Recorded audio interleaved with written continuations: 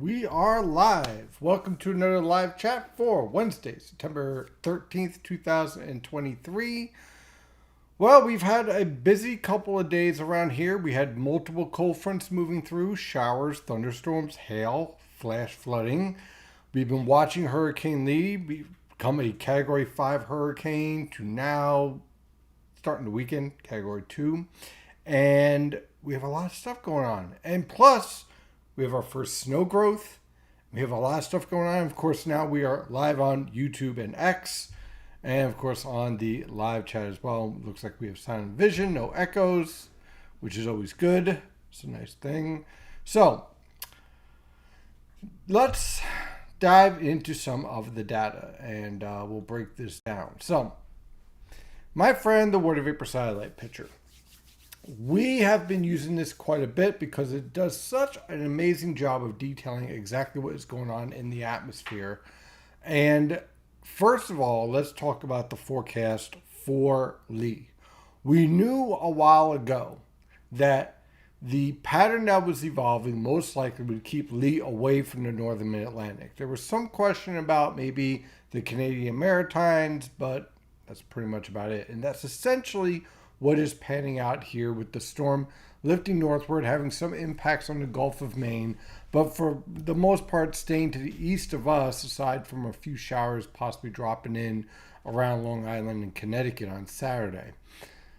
Why were we able to pick up on this pattern? It comes down to pattern recognition. As much as model guidance was wavering and whatnot, and a lot of people were jumping onto one worst case solution to the other, I stayed pretty steadfast in my thoughts, and I really didn't change it all that much in the long range discussion and in the premium discussions. If you are a premium member, you saw I didn't change the discussion for the track of Lee at all. So the question is why. I want to explain why I was able to do that. And it's not something where, I'm trying to pat myself in the back or anything, because God knows I'm going to get forecasts wrong. But this is an important lesson on understanding pattern recognition. So let me pull up, I think it's this link here. No. Oh, here it is. Okay. So we'll zoom out. This is at 500 millibars. And the one thing that I focused on first was the forecast for the evolution of the trough here. And what did I say about 7-8 days ago? I said the fact that you're going to get a trough around the Aleutians and the western Gulf of Alaska is going to teleconnect to a trough in the eastern United States. During this time of year, we know that there are changing wavelengths going on, and we know what certain position of troughs mean. So if you're able to pick up on the pattern evolution starting to take shape about 10 days ago, then you know what is potentially possible for this forecast. And so this is why it's important to understand not just your models, but also what is going on outside of your backyard. What's going on in the Pacific? What's going on in the Atlantic? Because then what that does is that it gives you kind of like a guideline, or it gives you a nice border of what you can expect in this weather pattern. So what do we know about this weather pattern? We have a strong El Nino developing. We have changes going on in the 500 millibar pattern.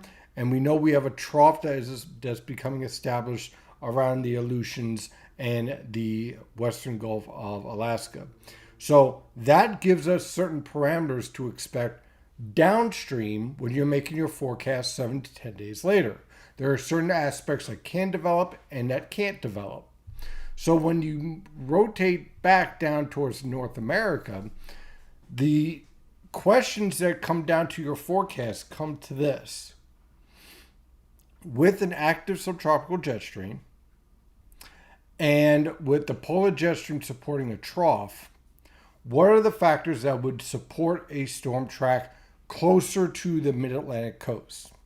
And the only solution that you could possibly find in this type of setup, given the nature of the subtropical jet stream and the nature of the polar jet stream, is an upper level low or a deep trough with a negative tilt in the Tennessee River Valley. If you don't have that, then you know that your upper level winds are aligned such that the winds over the Western Atlantic are either going to come from the south or the southwest. So with that, it gives you an idea, okay, you know what the winds are going to be, you know what the trough axis is going to be, you know the warning sign, if this is to come further west, what you would need. And the reason why that's important is that that type of warning sign, an upper level low around the Tennessee River Valley, that would lock in 5 days out, which is why I said last night I was very confident in the forecast as far as the impacts in New England. And some people took umbrage with that, saying, oh, well, no, it's still 5 days out. A lot of things could change. Yes, it's 5 days out, but there are limitations to where you can go in the forecast. So when you see this and you know what your parameters are, then you can start to weed out the ridiculous solutions. So, for example, a storm that's turning and trying to bend back towards Long Island or the New Jersey coast, it wouldn't make much sense in this pattern because you could see all the troughs here. They're all in a positive tilt. Going all the way back to the Gulf of Alaska, positive tilt. The one moving over the Rockies, positive tilt. The one moving over the Great Lakes, positive tilt. So this all means that we're going to have a southwest to southerly wind component in your steering currents, which means that your tropical system right here could only move in a certain direction. And once we saw Lee turn north to the west of 70 degrees, or should I say to the east of 70 degrees longitude, that's when it locked in, at least for me. I didn't need to look at any other models or anything else like that because there are certain parameters in meteorological physics and understanding the pattern dynamics that we're working with that would say, I don't care if the GFS decides to spin up 4 hurricanes at one time and does a dance and shoots everything into New York City. It doesn't matter. It doesn't matter if the Europeans doing something crazy. It doesn't matter. Why? Because we have the physics right in front of us. So when we understand this, what it allows us to do is to weed out the ridiculous model guidance and to not overreact over a bad operational run or something that sounds a little kooky. So if you see a solution that is much further west than all the other solutions or much further east, and I'm just saying just in general, what you want to do is say, okay, here's a pattern we have in place. What factors would support that type of solution? Is there something that I could see in the observations now that will correspond to that solution panning out? And if you could do that, then maybe that outlier actually becomes the correct solution. But more times than not, it's simply just an error, sometimes via convective feedback error or missing observational data that was missing in one of the grids that caused a error in the evolution of the trough, all sorts of different factors. But that's how you go about this. That's how we go about the forecast. So the reason why I'm bringing that up now is that this is a great lesson, not only for other tropical systems, but also for the winter.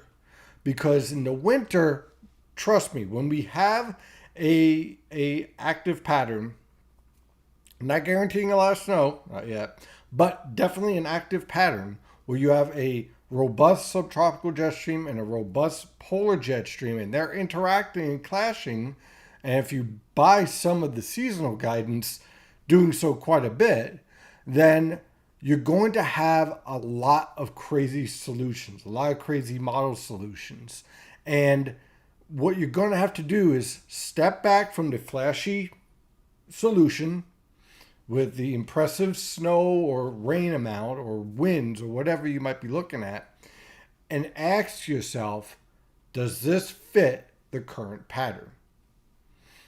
So that's how we got to where we are right now, where for the most part, the most significant impacts we can expect around the region on the Jersey Shore is some enhanced wave heights, some breezy conditions on Friday night into Saturday, possibly a really cool looking sunset with the cloud evolution. And also we'll be watching over Long Island and Connecticut, the potential for some heavier downpours. So some very impressive evolution in this pattern taking shape. So let's take a look at Lee. What does it look like? Let's see here. I think that's it. There we go. Hello, Lee. Lee does not look as healthy as it used to, huh? So what's going on here? Well, there are a couple of factors. Now, first of all, the upper level display here is absolutely beautiful, okay? Because of the jet streak, you're getting an enhancement here on the northern side of the exit outflow, okay? And if we had very warm waters still under this storm, you could have seen an explosion in development. But two factors are limiting the development, the further development of Lee and basically setting its march towards weakening. One, I think you could see, is plenty of dry air. And that has pretty much killed part of the eye wall here. Dry air can show up at the mid-levels, lower levels. It can work its way down from the upper levels. It is one of those little gremlins in forecasting these storms that can pop up out of nowhere and create a lot of havoc in your forecast intensity of a tropical system. And in this case, it's a perfect example of that. Now, because of all the impacts from Franklin producing basically a lot of upwelling and cooling this part of the Atlantic significantly, Lee doesn't have as much energy to work with. So it doesn't have as much warm water and it's battling dry air and it's starting to come into interaction with vertical wind shear. Combination of these factors leads to Lee gradually, well, that's Margot. There it is, Lee. Down to 105 miles per hour. Still a pretty impressive storm. But this is a Category 2 hurricane now, no longer a major hurricane. So what is the future of Lee? Well, let's pull back towards the water vapor satellite picture. So here's basically what's going to be evolving here. It's going to be really cool to watch. As Lee lifts northward, it's going to be coming in contact more and more with this upper level trough. As it becomes in contact with it, the storm structure is going to be forced to change. You're going to have dry air right here starting to interact with the core, and it's going to lose the warm water it was feeding on. So the warm core structure that was driving this storm starts to lose support. But because of the strong cold air transport associated with this trough, in other words, cold air relative is coming in behind this trough, you're going to enhance the thermal gradient at all levels of the atmosphere. And what this does is that it causes the storm to transition from a warm core to subtropical and then finally to cold core or extratropical. Now, when this process happens, what you're going to see is the expansion of this storm, not only in the precipitation shield, but also in the wind field. So you're going to see a fundamental shift and change in the whole structure of this storm over the next 3 to 4 days. And by the time it gets up towards, let's say, Massachusetts, eastern Massachusetts, and heading towards the Canadian Maritimes, it will no longer have tropical characteristics, but it'll still be a dangerous storm. Essentially, it's going to become a powerful nor'easter. And instead of your winds, let's say around 105 miles per hour, they might be sustained at 35, 40 miles per hour, so tropical storm strength, but more expansive because the nature of the winds, what's driving it, is no longer via a warm core process where everything is concentrated and tightly packed around the center, but instead in an extratropical setup where everything is driven by the pressure gradient. And that pressure gradient is going to allow the wind field to expand and grow. And so your 30 mile per hour sustained winds will be able to get to, let's say, portions of eastern Long Island and eastern Connecticut, and your wind gusts on around New Jersey, especially around eastern New Jersey, around the New York City metro, will at times push up to 20 to 30 miles per hour in gusts with sustained winds of 10 to 20 miles per hour. So if this was just a regular tropical system, that wouldn't happen. What would happen would be that the wind field would be compact, and we'd actually get around the northern Atlantic, even around Long Island, would get such strong subsidence that you wouldn't get anything. You'd get basically clear skies and very pleasant weather conditions. So what we're going to see is a change in the structure of this whole storm as it's lifting northward. And so when we're taking a look at some of the model guidance of this evolution, there's Lee lifting northward. And at 500 millibars, doesn't look all that much different, right? Well, let's take a look at the 850 millibar temperatures. As the storm lifts northward, look at the structure here. You see, it tries to keep its warm core intact, which is kind of the subtropical signature here. But notice this signature right here. This is a sign of cold air wrapping in towards the center, dry air wrapping towards the center, and this is a clear sign of an extratropical structure. So you can literally see at 850 millibar temperatures the process of, this is clearly a warm core. You see how your warmest temperatures are tightly packed. Whoops. Go back here. See how it's tightly packed? Now as we move forward and the storm reaches up towards the higher latitudes on Friday night, you can start to see that change start to take shape. Drier air starting to work its way in. The warm core is no longer the center of this circulation. It's now being displaced. And the cold air is starting to wrap in behind it. And then finally, as it's lifting up on Saturday morning towards the Gulf of Maine, your warm core is being supplanted by the cold air transport. And when you're watching this in the model guidance, what you're basically when you watch this in the satellite and radar, what you're going to see is the western side of this storm expand out, grow, and the wind field grow in response to all this process going on. So very interesting setup evolving over the Western Atlantic. As far as us, not much really going on. Again, we'll watch out for a few showers around Long Island and Connecticut. But for us, it's going to lead to just very pleasant, although breezy weather conditions for this weekend. And temperatures basically in the 70s. So a very nice weekend, that is for sure. If you want to watch football, you can do that. Although, the way the Giants and Jets played, well, Jets, I was impressed. Giants, I don't know what happened. But hey, if you're Eagle fans, they look pretty good, right?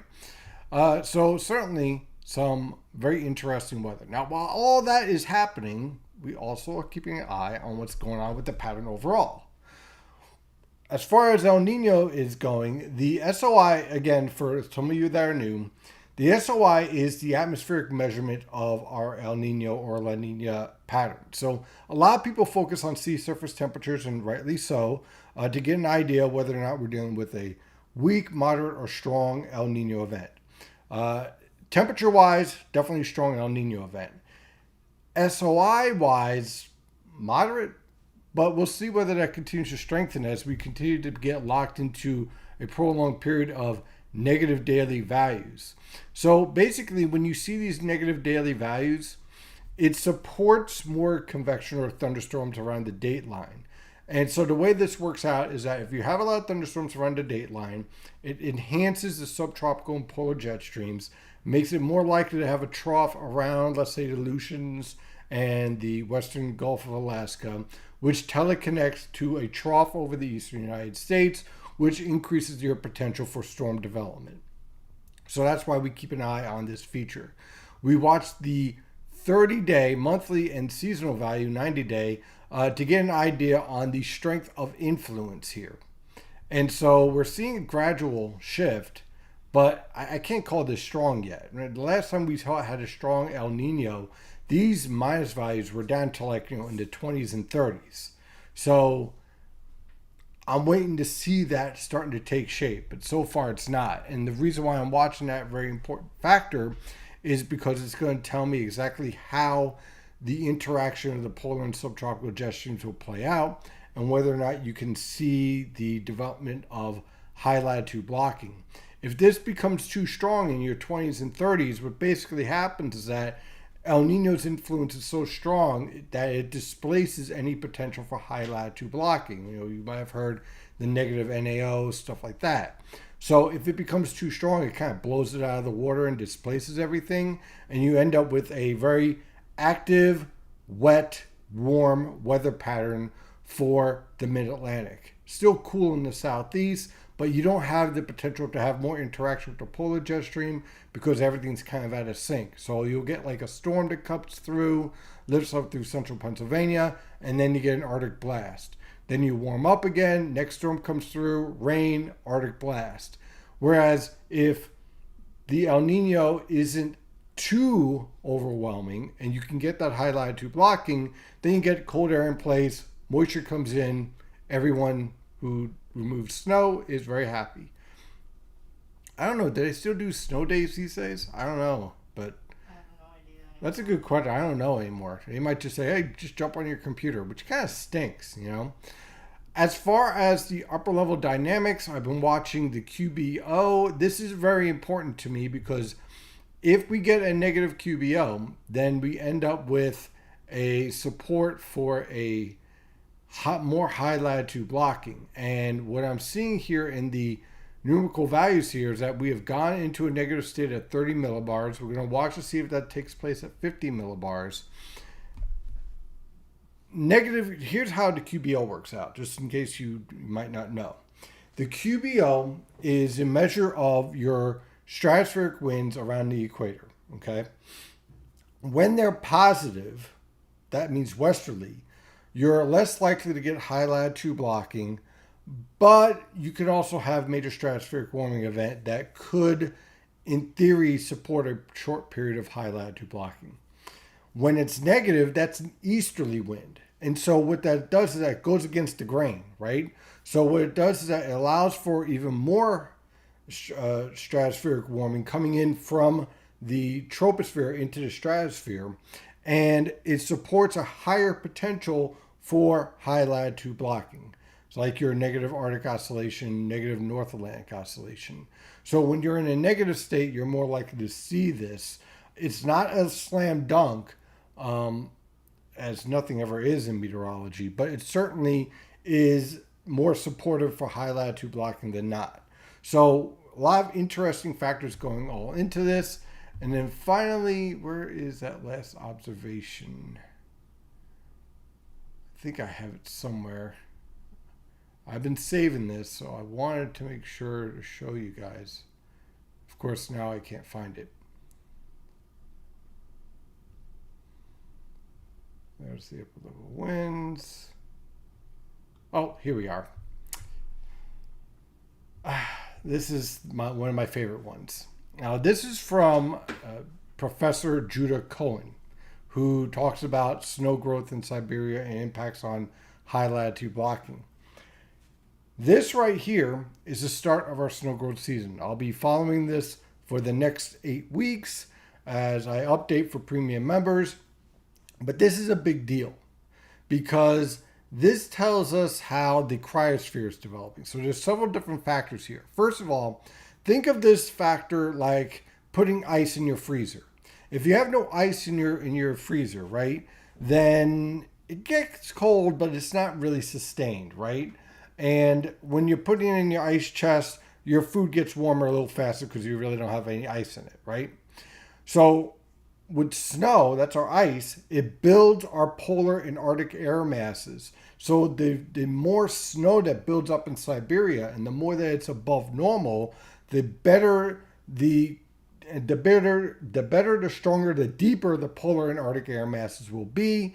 And so it leads to more interesting weather because now you have a better source of cold air to work with, which in turn works to interrupt and break down the circulation of the polar vortex, which then weakens, and then you open up your potential for high latitude blocking. So again, these are all these different features that we're watching starting to evolve here. We're moving into the season, but we have a lot of moving parts, and they're all starting to work together. So the way this plays out for our forecast over the next 10 days, there is Lee lifting northward. Now this process right here, a lot of people are making a big deal about this jog west. What's happening here is that the center of the storm is being captured by the polar jet stream. It intensifies, forms its own upper level low, but notice the structure here is more frontal. Okay, this is more of a signal of an extratropical storm. So it jumps back to the west briefly and then heads back out. So it's not really anything that's going to be pushed any further west. This is pretty much it. And so there is Lee lifting northward. Beautiful for most of the region. Watch out for a few passing showers around Long Island and Connecticut. And then after that, very quiet weather. There is a neurotropical system. We don't know the whether or not it's going to develop yet. Let me jump on that real fast. Okay, that's this right here. The only problem I have with the development of this model guidance is really being active. I don't want to use the name, kind of a bad luck thing in meteorology, to name a tropical system before it actually develops. But this is the genesis of potentially our next tropical depression. The only problem is that it is running into a ton of shear because of the outflow from Lee and also from Margot. So the combination of these factors is basically creating a very unfavorable environment with a lot of dry air running into the system. So yeah, it could develop, but we'll keep an eye on it. I'm not convinced yet, but we'll see how it plays out. Now, if it does develop, well, guess what? Remember the pattern that we were talking about? Well, it's still going to kick whatever it tries to develop out there back out into the Atlantic because we continue to have the same pattern evolution in place. So overall, after today's rainfall, it's going to be pretty quiet for the next 7-10 days. Not too bad. So that is my whole analysis for today. Now, let me answer all these questions. We have quite a few questions here in the chat. And of course, then we'll check out YouTube. And holy smokes, looks like there's a... YouTube's just a little bit of a issue. Wow. Well. Someone's been active. That's okay. All right, so we'll start off with, of course, the premium chat. Of course, for those of you who may not know, we have a premium section. Let me just pull that up. If you go to NYNJPA Weather, of course, we have our public forecast, which anyone can use, and you know the videos and all that stuff. But if you're interested in more detailed analysis, what I do here every night, what I do here on Wednesday nights, I do all the time, every day, for only $11 a month. So if you like to help out the channel, that's how you do it. So let's dive into our questions. Let's see what we got here. I am so looking forward to cooler and much less humid air, says Card. Card Shark. God, I'm doing good today.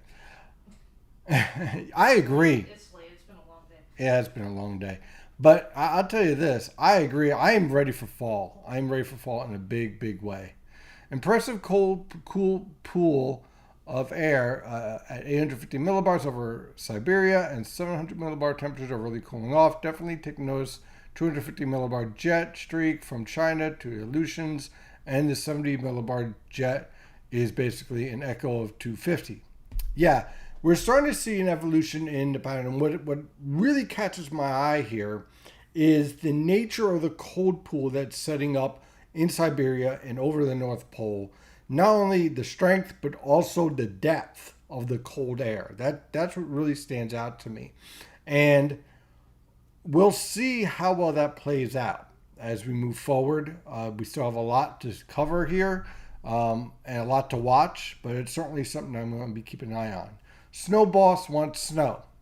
I know many do. The name was a giveaway. Yeah, there you go. Same thing, models and patterns applies to winter as well, notwithstanding winter storm, models, panic, hype. Yeah, okay. I fully expect people to post some ridiculous stuff. And unfortunately on YouTube and whatnot, you got some individuals posting some, I don't know, just a lot of hype nonsense. Just All a lot. I know is I'm like Roz, always watching. Yeah, right. It's crazy in that there are individuals who they do it for clicks. They do it to build up their channel, whatever that channel might be. And then there's one lady who she called for a Category 6 hurricane or some shit like that, right? So it's a Category 6 hurricane, which doesn't exist. It's going to hit Florida. Doesn't exist. The forecast completely busts because she said like September 6th, Florida's going to get a Category 6. Then she says, you can subscribe to my channel, pay me, and I'll tell you how I came up with the forecast. That was wrong. And the thing is that people paid her. And I don't get why. I don't know why. Why would you pay someone who was incredibly wrong? I don't get it. I mean, not even like a little bit wrong, but like not even close wrong. I don't get it. I don't understand the world sometimes. Will Lee cause coastal flooding around New York City? Unlikely. There will be some minor coastal flooding with the wave heights, but nothing that's going to be substantial or causing any significant issues. It's going to be kind of your run-in-the-mill foot, half a foot type of scenario here.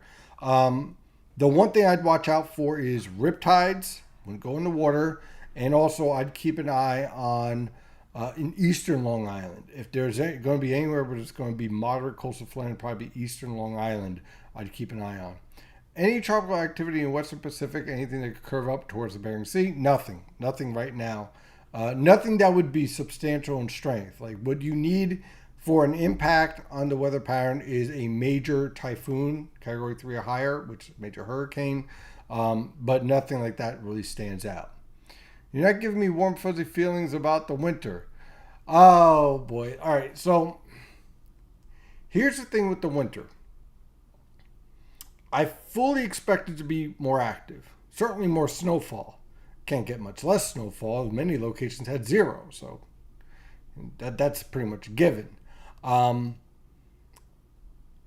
With El Ninos, the areas to really watch out for are really your southern areas. Southern Jersey, Central Jersey, I-95 corridor. As you head towards the interior, the storm track is further away from you, but still more possible.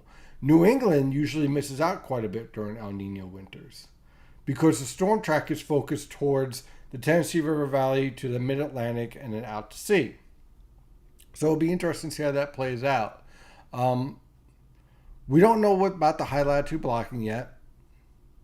There are seasonal models. In fact, here, let me, just to make you feel a little better, let me show you a model solution that I'm not saying it's going to happen, but maybe it'll make you feel a little better. And let's see here, 500 millibars, North America. Let me see if I got it here. Okay, so this is the European seasonal model. You can see for December, now usually with El Ninos, the winter starts slow. So if we don't get any storms in December, let's chill on the winter canceled stuff because normally El Ninos do not see very active weather in December. It's kind of like if you get any snow, it's kind of like a bonus, you know. But then take a look at what it does in January. I mean, there's your negative NAO, west-based negative NAO signal, nice ridge over the Rockies, nice trough around the Aleutians, and of course, nice trough around the Mid-Atlantic. This would support a storm track where you get a lot of storms interacting around the Tennessee River Valley and heading out towards the Delmarva Peninsula. So this would make snow lovers very, very happy if it actually happened. I'm not saying it will happen. I'm saying that if this happened, Snow Boss would be very happy. It'd give you a lot of warm and fuzzy feelings, as you put it. And then in February, same thing. So if this happens, I'm not saying it will happen, but if you're looking for a seasonal model to give you some hope, there it is. So I'm not making any promises, but there you go. I hope that makes you feel a little bit better. See, I'm not completely a downer. I just tell you the truth. That's all. Now let's see what's going on in YouTube land. I see that Susan is very busy. Good evening, Carlo. Let's see here. Greetings, Stephen. What should we expect from the new 80% 2-day risk development in the Atlantic? Honestly, well, we talked about this already. I really want to see it develop. Honestly, I am, because there's just a lot of shear here. I don't like the way it looks, but we'll keep an eye on it. If the pattern is active during the winter, wouldn't it kick the snow out just like Lee? No, totally different dynamics. Totally different setup or evolution of patterns. Okay, so it wouldn't. It really doesn't have any connection. First of all, warm core lows are totally different than the evolution of cold core lows. So there's that. Cold core lows would be based within the polar jet stream and subtropical jet stream. So again, there's no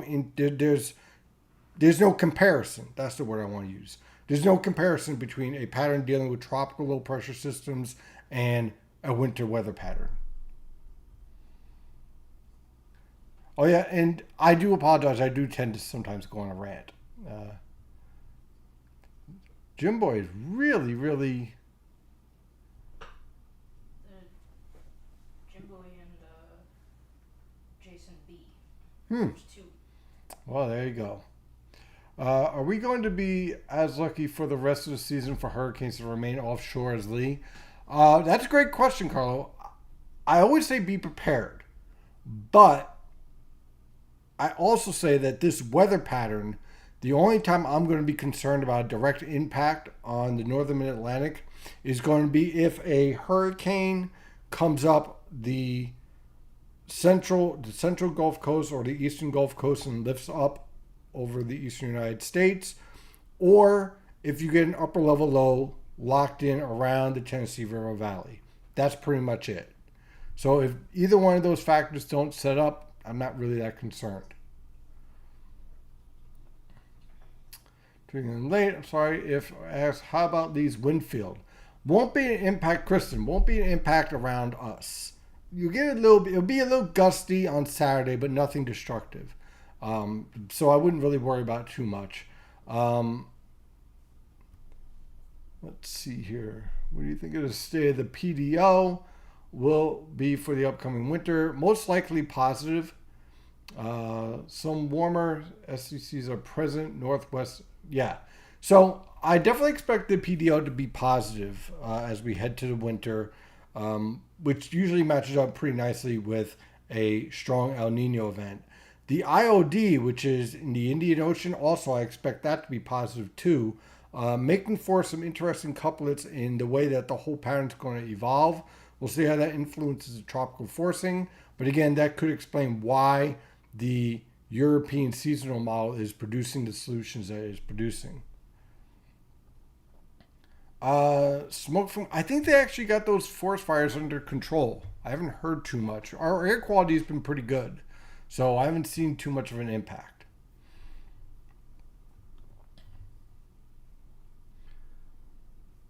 So far, those are some great questions.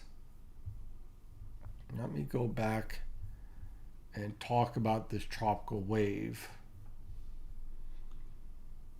here.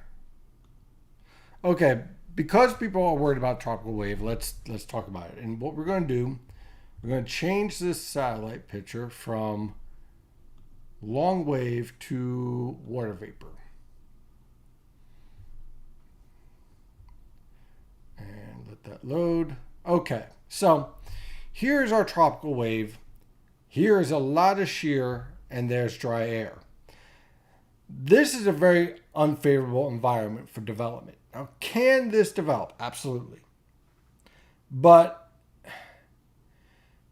unlike Lee, where you had a very favorable environment for rapid development, that is clearly not in place in this scenario here. So it's going to take a little bit of time to organize and get itself act together. The other thing to consider also that the models tend not to pick up sometimes is, much like Franklin causing much colder water than normal over the Western Atlantic, where Lee's heading towards now, Lee had the same impact over the waters to the north of the Greater Antilles and the Lesser Antilles. So this area right here. So this tropical wave doesn't have the same fuel to work with. It doesn't have the same favorable upper level environment. It's dealing with more dry air. So I'd be hesitant to trust any solution right now as far as strength or organization of this tropical low. My rule when it comes to model guidance and tropical lows is this: until a warm core low develops, I don't trust the model solutions. What I do trust is the overall theme of the 500 millibar pattern, which I can study and follow, but I don't trust any of the strength depictions, especially in this environment here. So if you wanted to see an environment where it's extremely unfavorable, there it is. So we'll keep an eye on it, of course, as always, but no reason to get worried. Here's a good question from Card.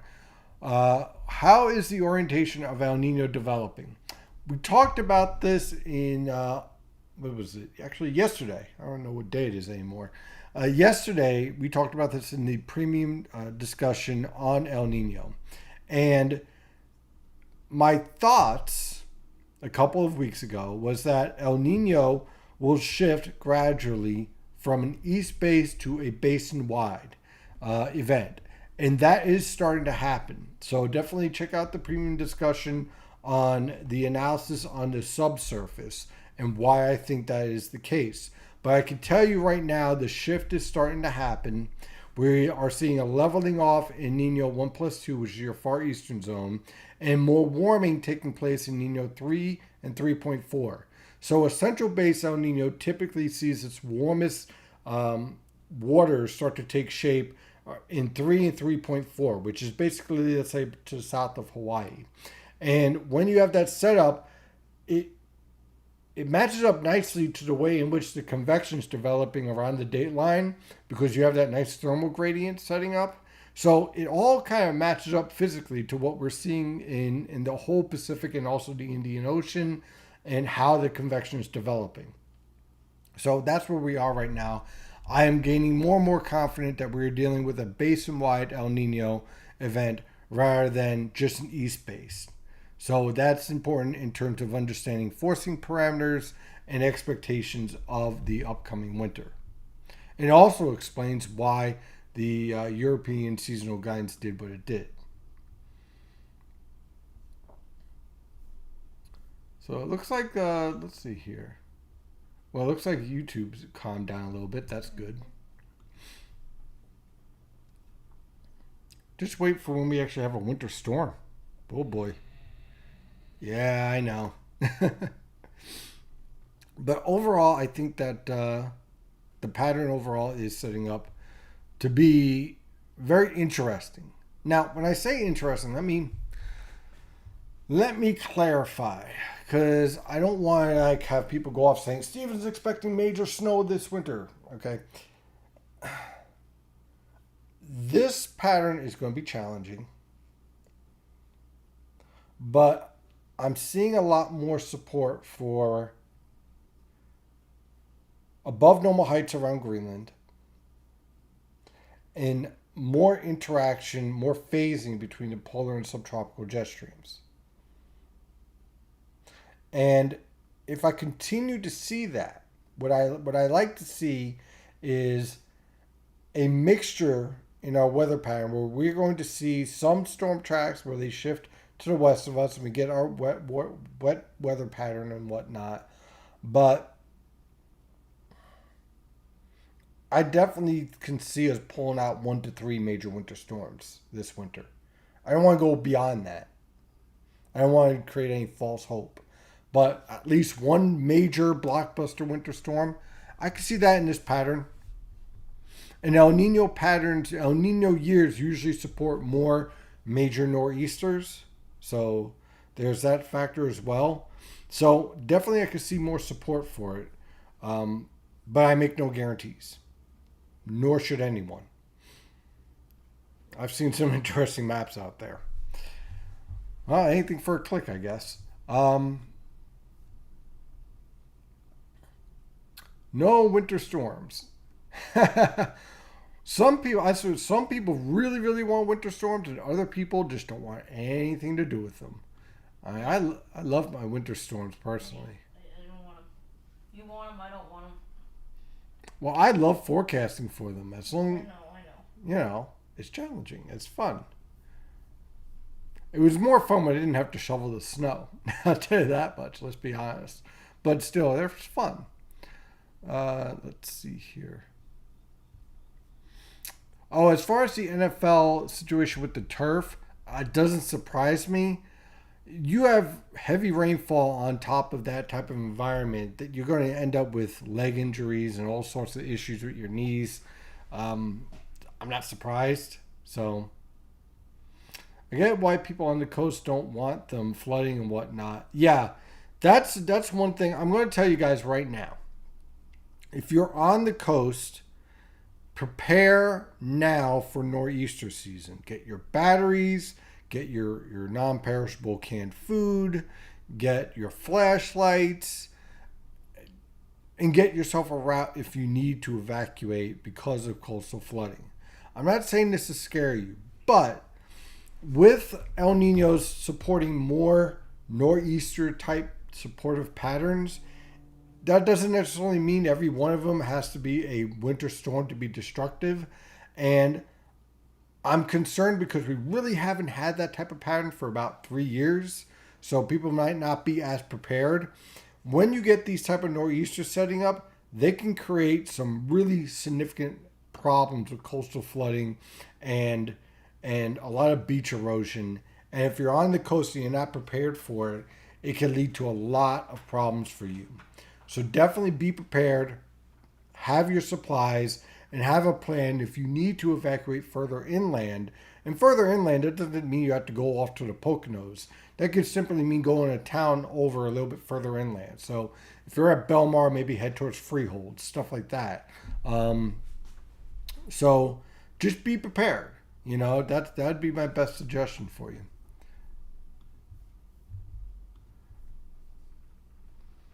I just want a Christmas late December storm this year. Unfortunately, yeah, a lot of people love that winter storm idea around that time of year. I get it, so do I. I love it, as long as I don't have to travel,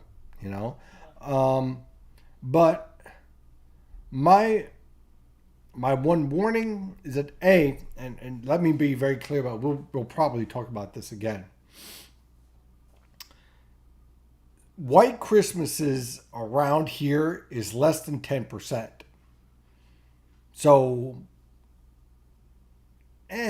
not the best potential. Then you combine the fact that El Nino winters usually start off more towards January, especially after January 10th through mid-February. Typically, that's when you have the height of your winter. So, that kind of reduces your potential as well. So just being honest there. But it would be interesting. Certainly would make me happy. Again, anything in December I think is going to be should be considered bonus snowfall. And let's see here. It's about 8:48 right now. I'll take one more question and I think we'll call it a night. And look, the Mets are actually... Why is it that now that the Mets brought up all the young kids, they're now winning? They're hitting home runs like crazy. They're winning 6-0. I mean, I love it. Don't get me wrong. These guys should have been up here 3 months ago. But man, oh man. Good for the Mets. Good. At least they're not playing dead. So, oh well. We'll see what happens. But I'll take one more question. Let's see what we got here. See if we got any good new questions here. If you got them, send them in. Best part of the Cowboys night against the Giants, none of the players got hurt. Yeah, absolutely. Giants or Jets. I mean, Giants or Cowboys. My Chiefs are, I think they're heading towards, I think they're playing at the Jets. I think they're playing at the Meadowlands. I have to check that because I would forfeit that game. I seriously would forfeit the game to make sure that Patrick Mahomes does not get hurt. Because I'd rather lose a game than lose Patrick Mahomes for the rest of the season because of their idiotic field. Personally. Funny. Guard my player. Yeah, right. Exactly. Guard my. You're damn right. Guard my player.